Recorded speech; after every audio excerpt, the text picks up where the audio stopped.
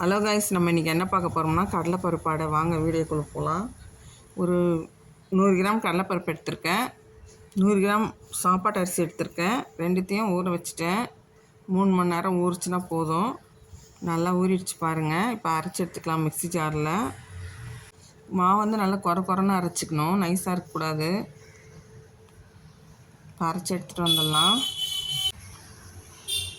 இப்போ அதில் 3 காஞ்ச மிளகாய் போட்டுக்கிறேன்,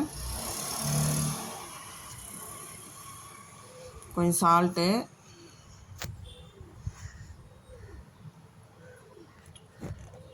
இப்போ அரைச்சி பவுலில் ஊற்றியாச்சு. பாருங்கள், இந்த அளவுக்கு இருக்கணும்.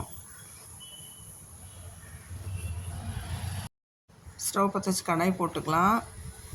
கடாயில் 1 ஸ்பூன் நெய் ஊற்றிருக்கேன், கொஞ்சம் எண்ணெய் ஊற்றிக்கலாம்.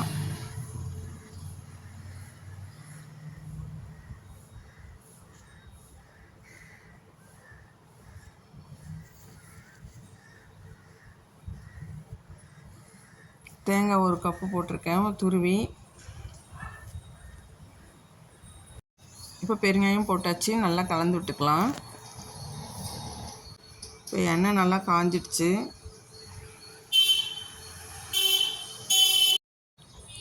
இப்போ கடுகு போட்டாச்சு, 1 ஸ்பூன் சீரகம் போட்டிருக்கேன், 2 ஸ்பூன் கடலைப்பருப்பு, 2 ஸ்பூன் உளுந்து போட்டிருக்கேன். நல்லா செவக்கட்டும். கொஞ்சம் காஞ்ச மிளகாய் 2 கட் பண்ணி போட்டிருக்கேன்.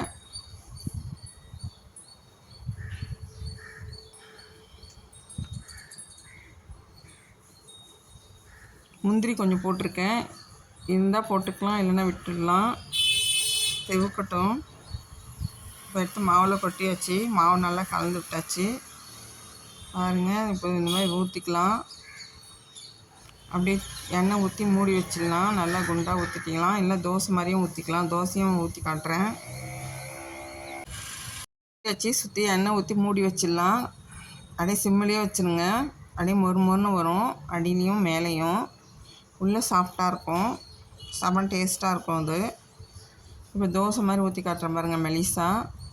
தோசையும் நல்லா வரும் பாருங்கள். நான் எதுவுமே போடல, கடலைப்பருப்பும் அரிசி சாப்பாட்டு அரிசி தான் போட்டிருக்கேன். இதுவும் நல்லா மொறுன்னு வரும். பிள்ளைங்களுக்கு இந்த மாதிரி வாரத்துக்கு ஒரு ட்ரிப் பண்ணி கொடுங்க. பருப்பு ரொம்ப நல்லது உடம்புக்கு, செம்ம டேஸ்ட்டாகவும் இருக்கும்.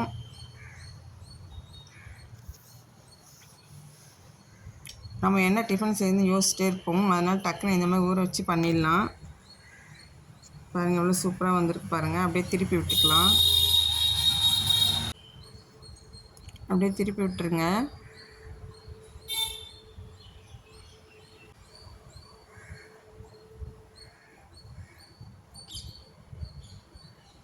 பாருங்கள், அப்படியே திருப்பியாச்சு. பாருங்கள், எவ்வளோ மொறுன்னு வந்திருக்கு. அதேமாதிரி அடிமையும் வரும் பாருங்கள். தோசையும் திருப்பியாச்சு பாருங்கள், எவ்வளோ சூப்பராக வந்திருக்கு.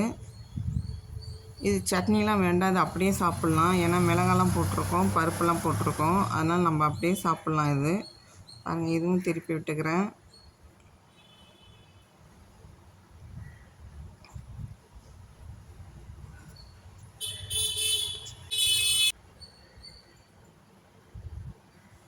பாருங்கள், எவ்வளோ சிவந்து மொறுன்னு வந்துருக்கு பாருங்கள். பாருங்கள், எவ்வளோ சூப்பராக இருக்குது. தோசையாக ஊற்றிருக்கேன், இப்படி கனமாக ஊற்றிருக்கேன். பாருங்கள், எவ்வளோ மொறுன்னு இருக்குது, உள்ளே சாஃப்டாக இருக்குது பாருங்கள். இந்த வீடியோ பிடிச்சிருந்தால் லைக் பண்ணுங்கள், சப்ஸ்கிரைப் பண்ணுங்கள், கமெண்ட் பண்ணுங்கள். Thank you friends.